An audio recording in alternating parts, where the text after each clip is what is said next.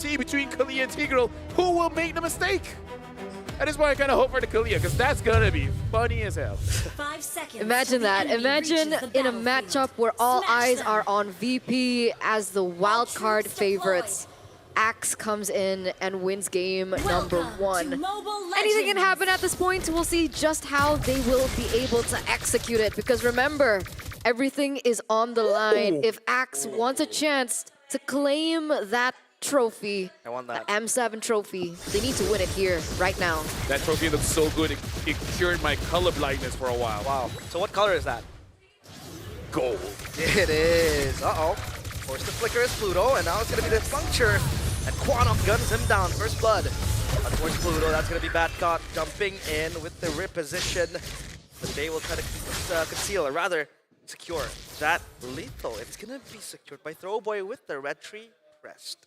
Yeah. I would say still good for Axe Mana, but honestly not that bad for Virtus.pro, because dying below 30 seconds, it really doesn't impact that much, especially as a roamer. Because if you die below 30 seconds, you can get back to base faster than recalling. So, you know, in certain ways, value. Value. Indeed. But yeah, so far, if we take a look at Rice Cream playing the Tigreal, yeah, early on, obviously gonna help that mid, especially because Tig has quite strong mid fire. It helps the wave clear as well with the attack, rather the first kill. Something that I do have to say though, because if we look at the emblem setup, this Claude might be a Claude that can do this forever, right? Having the fighter emblem with the Festival of Blood, if it gets to a point where he has full items and Pluto does not lock him down and able to play around Super Gorka on this carry, hey, maybe this Claude could potentially 1v5. It's going to be difficult because it is against the carry, but the amount of sustain, it could be enough. That's a problem, right? That's a problem because they're banking on that damage from the carry as well, and for the carry to win the lane right now. But very quick to the next neutral objective. Yep, there's going to be the sort of throw in onto the back line. Good lockdown on towards Throwboy, making sure he goes down and under. And now it's going to be Alpha in the middle of the fight, having to toss back. It's going to be the Tsunami Slam connecting on towards Alpha. Zorigoist gets the kill too, and Bobber will get another kill. It's going to be Quadok. Assassinated triple kill. Virtus.pro partying. That was just so clean. Bobber the Beaver. What? The execution was so clean. Like, you'd think that Quanok would have an edge in the early game because of that kill over in that under 30 seconds, but Bobber says no. 3-0-1 already. Zaur doing Zaur things, being able to take the neutral objective and then claiming a kill for himself. 2 minutes and already a 2,000 gold lead just with one exchange between these two teams. And I love how Badcott and Zaur really played around that turtle, right? The first stun came from Badcott. Zaur waiting for that stun to finish and then follow up with the turtle boat. Chain CCing Trollboy, making sure that he's not able to do anything, grabs the turtle, and then just keep on moving on. Like, I like that they're not panicking in any situation. They're layering it in a very clean way. I really like the execution. Yeah, good layering. And the discrepancy, though. Ice Cream is still level 3. Pluto is level 5. And that Tsunami Slam will be very, very crucial. As he will go back. Tsunami Slam, potentially. No implosion, so it's going to be fine. Ice Cream still has Sacred Hammer, has to flicker away. That's going to be Bobber. Who's possibly getting taken down, but that's going to be the Blitz order to save him. As Pluto gunned down by Quanok. Bobber is okay. And Virtus.pro escape a near death. But finally the Tigreal gets to level 4. So we might see what we were talking about during the drafts unfold. But as it stands, Virtus.pro still have that much stronger combo coming for them, right? So if they still commit to another 5v5 around this next neutral objective that will spawn in under 2 seconds, I still think that Virtus.pro have a larger edge over Axe Mana. Yeah. I'm gonna dance it here. Most committed. Alpha in the back. Good lockdown. On towards Bobber. Forced to flicker, or rather move away. Action pulse. None other than the implosion in the hands of Rice Cream. Throwboy gets the turtle, and this is going to be turnaround for X Mena. The blazing duet as well. To add insult to injury, 2 kills and a turtle. X Mena is on the clapback. I hope I don't jinx it, but this is like a game that I'm going to enjoy. Right, we see trades here coming in from both teams, and Rice Cream already showing off the impact that his trigger really has. So both teams trading turtles, Turtle 1 for Virtus.pro, Turtle 2 for Axe Mena, and both of big sets. One from EXP, one from the from Roamer. This is turning out to be quite an exciting game. The pendulum swung hard too, right? 2,000 gold. Remember, in 2 minutes for VP was shrunk to 200. We're now looking at 400, maybe because of how efficient the farming pattern has been. They were able to push in the top side as well, but Axe Mena, I didn't expect that from happening, especially if we're looking in terms of like combo and burst damage. Wait a second. Oh, okay, the Purify was utilized there. There's not much going for Axe Mena compared to Virtus.pro, especially in the early stage of the game. That could be the re-engage, but Throwboy does not want to commit. At least the Purify blown. Hands of Quano conceal. Are they looking for Rice Cream? Is this where the Tigreal becomes very strong? They need to defend this top side turret. Sacred Hammer saves him. And the BMI as well gives PD time and space to reposition and take that turret down close to 1 HP. And right now, I just want to talk about a tech that Virtus.pro really has here, where Axe Mena, they cannot lose pressure at all when it comes to the maps, especially these bushes. Because later on, when the Lord does spawn, Carry and Lunox, the moment you have no... Oh, hold on! What? The pushback onto the backline. Pluto will be okay, and Rice Cream might be trigger happy, but the blazing duet from Speedy is enough to take down Pluto and Super Gorka as well. Bobber wants to save his teammates, but he can't, and Virtus.pro lose another member. That was almost bad, but as a roamer, those are the kind of plays that that makes you proud, right? Those are the kind of plays they show your boss. But either ways, again, like having this Lunox as well as a carry, you can take down the Lord very, very fast. So Axe Mena, they cannot lose pressure, because if not, they can just take it away from them. They need to get this turtle. Vengeance popped by Uranus. And the backline is going to go to Ruin. Will lock down Throwboy in place. Good follow-up. And Zaur will get that kill. They will jump into the backline. Rice Cream gets taken down, gunned down by Zaur. As Speedy, blazing duet committed. Bobber is so low! Oh, the turnaround from Axe Mena. This Batcon is super duper low. Super Air Gorka still stands in their way.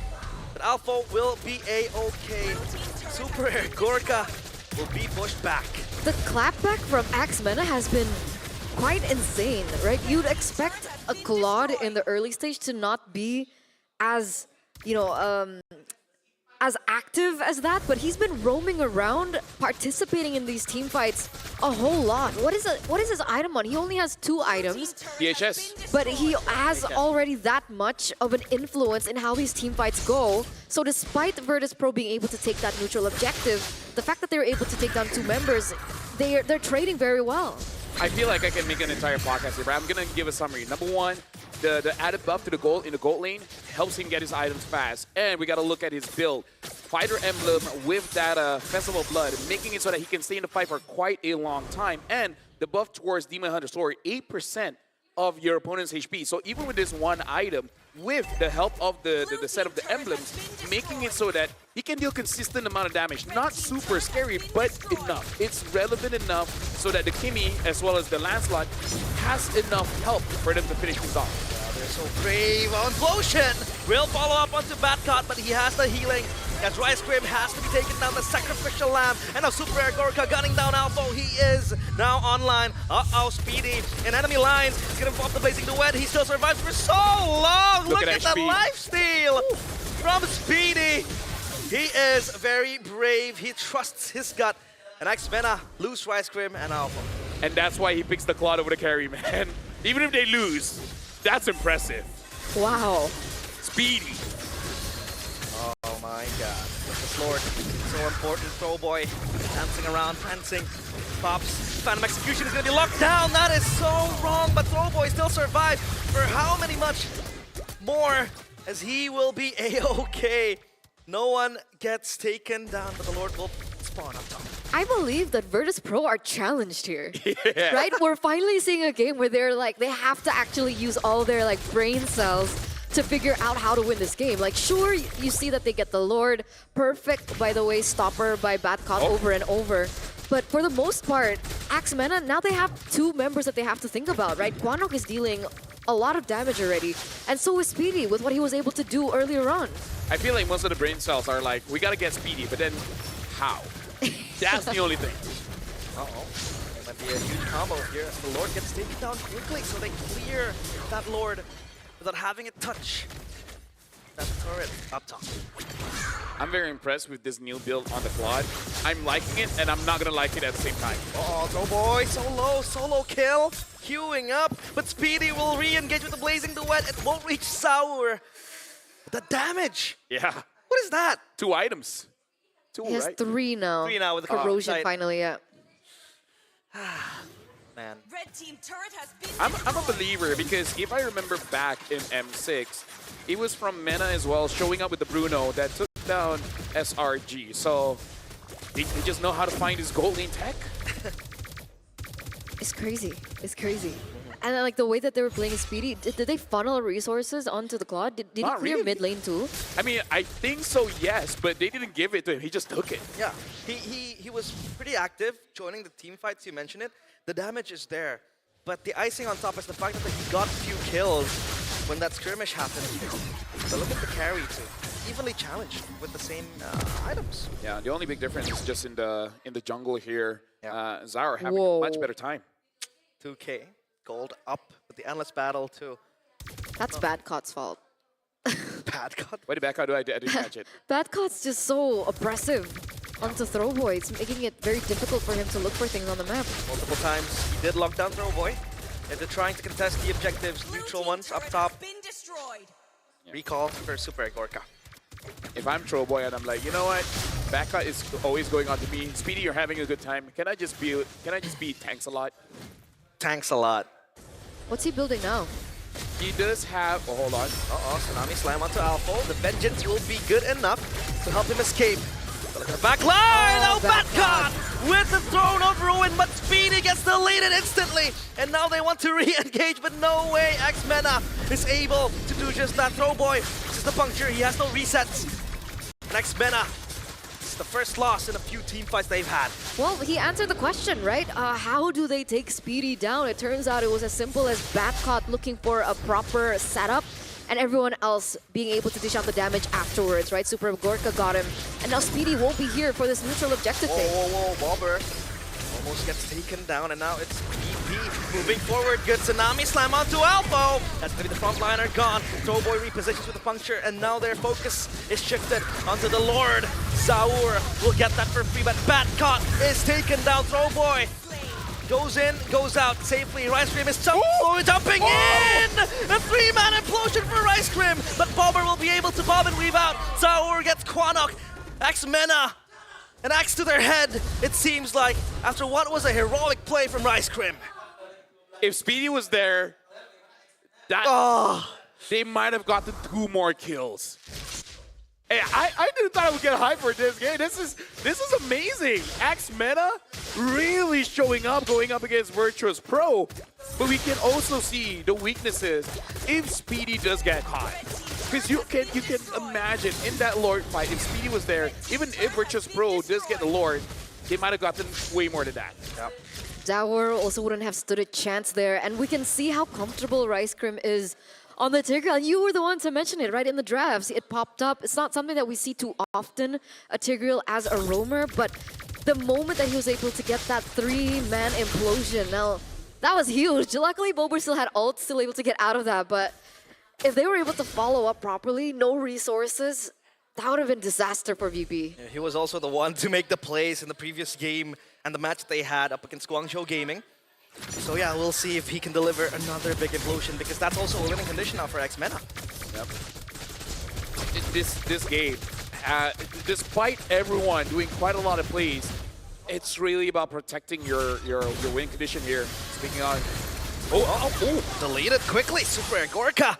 That is the combo you want to see. Tsunami Slam plus carry, just pinning you down. yeah. We see that even though Alpha did build the Witch Crown, not enough time. You get bursted down so fast. Yeah, and that's even before more damage items start to come through, right, for the side of Virtus.pro. We're looking over. What? Oh! That's gonna be another implosion on towards Pluto and Co. Blazing Duet from Speedy gets deleted! He had the win in nature, but that's gonna be a magic damage from the Lunox Throwboy in a 1v1 with Zaur. Up top, it's gonna be VP banging on the doorsteps of X-Mena. The base wide open Throwboy, you have to run. Lord Rose won't save you. It's just Alpha and Rice Cream. How can they deal with this defense? Let me just say there's two MVP candidates from VP right now. It's Bacot and Bober, man. Because Bober, you don't see big, flashy, skills, but it's directed towards Speedy, and Speedy cannot take the damage from Nunong right now. Feels so bitter for X-Men after what they did. Tsunami Slam, Vengeance Pop by Alpha, but Bobber is just hitting like a truck. Implosion, is this the comeback? The traction pulse is there, but the Throne of Ruin, and Speedy has to reposition back. It's a defense, but how far can they hold? Yo, shout out to Rice That's Cream. crazy, yeah. Dude, shout out to Rice Cream, man. We kind of memed on it, but that was the one instance where the buff of the damage of the implosion actually helped out, dealt enough damage to kind of ward out Virtus.pro and actually killing some minions, giving time. Clear the wave. Clear the wave. I gotta say, you know what? Moonton is living in tomorrow. We Yeah. all question, why did you buff the damage of implosion? And then they're like, and that's why. It's for Rice Cream. We've missed That the is days. for Rice Cream. We've all missed right? the days of game-changing roamers like Tigreal. A Oh, one-moment type of hero. Also, imagine if Speedy got back into the game just like a few more seconds earlier, right? That would have been a complete turnaround for Axmena. I think they can still defend here, can they not? They'll try. And they will throw everything in. Traction force the zone. The players of VP. Pluto looks for a member. That is going to be Rice Cream. No way! He's gonna pop the implosion blazing duet, but the Throne of Ruin into the back. Shatters the mirror, and Axmena, their axes stall. The guillotine right in front of their heads. Super Gorka guns down the members of Axmena, but again, it's stalling. Can they hold on for round two? Another cycle ensues. Throwboy pops in the Thorn Rose. Batcot dives into the back. Throwboy looking left and right. He's gonna get taken down by Super Gorka. They hold on for dear life, but how long? Not much longer. As the crystal breaks into pieces, Virtus.pro roar in game one. Even though many of us expected Virtus.pro to win, but oh my gosh, shout outs to X-Mena. That was, personally for me, one of the best games we've seen here in the wild card, because both teams really showing up, both teams. For Axmena to make it forward out of the wild cards if they lose this game against VP. This was a risky choice. Well, ladies and gentlemen, that's kind of how you got to win the game. Sometimes you just got to take that risk. And maybe this is something that they've been training, and they say, this is our secret weapon. This is our secret sauce. This is us. Secret sauce. Are they overthinking though? I've been asking the question. Is X-Men They're very overthinking with the Moscow? brilliant players. They're training in medicine. That's true. Yeah. That's a doctor. Uh-oh. Alpha has the shield. The soul grip is very scary for Badcock.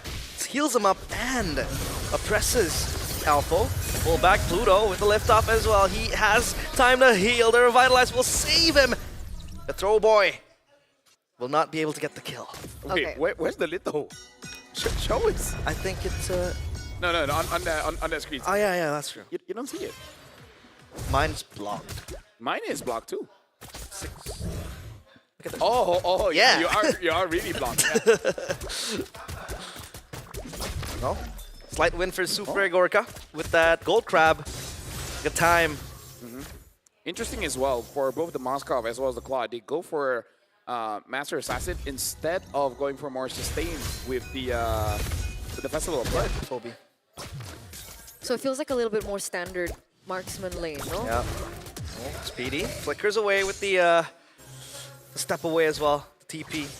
So that Moskov is going to be fine, but still susceptible to ganks. Okay. I'm going full reset. I really do hope to be proven wrong here by Axmena. So far, it looks okay. And the fact that, again, like you mentioned, oh, there we go. Kwanak is on the Jushin. It is making Pluto's life a little bit harder. You can see him setting up a lot more difficult. Pluto's not level 4 yet here as we get to the neutral objective. Black Dragon form just to zone out the players of Axe. Rather, the RWM as well. Zaur, good pick off. The Petrify connects to Quanok. He is so low. The Crimson Beacon won't save him as Alpha will run back to his turret. Rice Crim in the neighborhood trying to save his XP laner. But VP with a win. Another one in their pockets. Batcot wants to jump in. Why are they overextending? As Axmena gets cut down pieces to pieces. Batcot with a double kill. The Yuzong 3-0. That went from not bad to Very bad. pretty bad, right? You trade a neutral objective, that's okay. Cody? But why did they look for something else? Did they feel like they had enough firepower to look for a proper trade against Virtus.pro? But either or, that did not pay off at all. Wait a second. The AOG on towards Bobber. He's so low. That's going to be the poke. Connecting. Throwboy gets Bobber. And now Quanok is next on the menu for VP. 1-for-1 trade, but it's worth it for Axmen.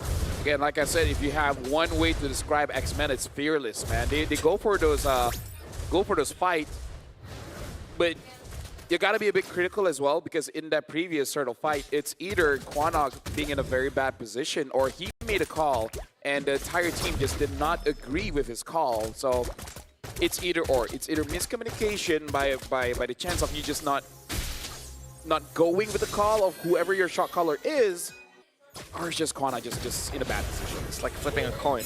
Yeah. Because that really costed them. Because the call looked like don't contest, but Quanok was Let's contest. let's contest. Maybe he thought he could get out. But he didn't. Oh, maybe he used his flicker. No, the thing is, he Crimson Beacon forward and then flickered out. But because he was in that position, Yeah. Alpha had to back him up, which kind of put them in a bad position again. Yep. Here goes the Turtle. Zaur's close by as well. The lift off on towards Pluto. Hunter Strike for Zaur. So that's going to be extra damage. Look at the rotations coming from the XP lane. Batcot has to Petrify. First pathway all popped up as well. RWM and Quanok evaporates in the middle of the team fight. Rice Cream goes in with the Unbreakable, but in the backline, Alpha gunned down, pinned down. Zaur with the double kill. The SOD lands, but Rice Cream also gets sent to Purgatory. Turtle will be secured by VP. 2,000 gold lead, 2 neutral objectives taken. Throwboy going back in. Okay, he's just going for the clear, not wanting to overcommit. And this time it feels a little bit different. See, I don't know if it's because of the difference in the hero or not, but the Moscow's been quite, individualistic, right? Sticking to the lane, that's normally what we do see the Moscow do, right? He sticks to the far lane, jumps in when he has his items or when he's able to get that ult down. But because of that difference maker, can Axe come back in this mid game? No, I'm actually 100% with you here because Blazing Duet and Throwboy deleted quickly. Good layer of CC. Pluto, glorious pathway. He's not gonna kill the Esmeralda. I think they overthought it. Like, it's one thing with the Moscow, but you look at the entire composition, it's much different. There's no Tigreal, there's no Kimi. I guess Jushin and Kimi can be interchangeable. The guy thought kind of interchangeable as well, but even though the hero kind of works the same, it does the same job. But you were talking about comfort. Yeah. This does not look comfortable for them. Yeah, exactly. This really look very much comfortable with the Claude, and as well as Quanok here with the Chusin. Heavy questions to be thrown at the players of Axmena. Throwboy, I don't like that. He's gonna try to run away with the quad shadow. He gets stuck in the Mountain Shocker, and now the AOG on top. RWM as well as the second layer of damage for VP. Alpha looking for a Hail Mary play, but it won't happen as Batcot jumps in, looks for the Soul Grip and the Dragon's Tail. But VP, they run rampant. This is absolute plunder by the Bears. Okay, so at this point, and I hate to say it because it's technically still early game, right? We're 6 minutes, almost 7 minutes in, and now we're in a position where Axmena needs to look for either more stacks on Jushin for Quanok to look for a comeback, or they buy enough time for Speedy to come back into the game. Now, we were talking about the item builds for the Claude in that previous game where the DHS was a big item for him. Is that the same case for a Moscow now that he has that corrosion scythe? I feel like if it was a Demon Hunter, maybe it would be okay, but I doubt it because the big difference between a Moskov as well as a Claude is that it's easier to deal damage as a Claude. Yep. First pathway onto the backline. RWM stuck in a rock and a hard place. RX Mena as the Black Dragon form flies into the base. Oh boy! Oh. What was that? He TPs back to the shadow. Turret has been destroyed. Looks for something, finds his own death, the maker of his own doom. As Quanok with the Crimson Beacon gets the lead, it got like is Zaur. Was that, X-Mena, Team turret has been I don't destroyed. understand. was that panic? Did he think he could shadow kill? I don't think he could shadow kill anyone. I think he misclicked. Oh man. Flat fingers. Like, let me just say, I believe that names kind of shape your future. And Hey! no, I've been saying this for a long time. I really want him to change his name. Throw Boy. Throw boy. It's a cool name in rank, but in tournaments, man, when Man. casters keep saying Tro, it's just bound to happen. Alright, I'll say it. Throw boy throwed. The last fight. First pathway again. Look at the chain CC. The RWM purified away by Alpha. 1v1. Shadow kill onto Zaur, but that's gonna be food for him. And that's gonna be X-Mena again losing Throw Boy. At this point, I think X-Mena is completely tilted. Hey, turn on. You want to know how bad this is? Your team has a Jushin, and the Hylos has never died. That's how bad this is right now. Yeah. Yeah, I feel it. I feel it. I mean, Zaur was also waiting in that bush for a long time. He wanted to go for that V1, and he was able to win that V1. Look at this Dragon. King 2 zone out the players of X-Mena. Throw Boy again.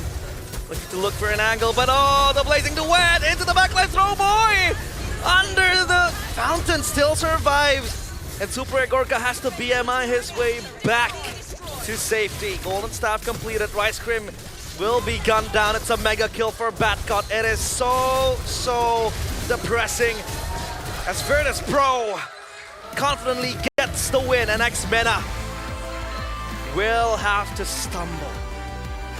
That's officially the fastest game we've seen in the wildcards, I believe. I think the previous one was around 10 minutes and 11 seconds.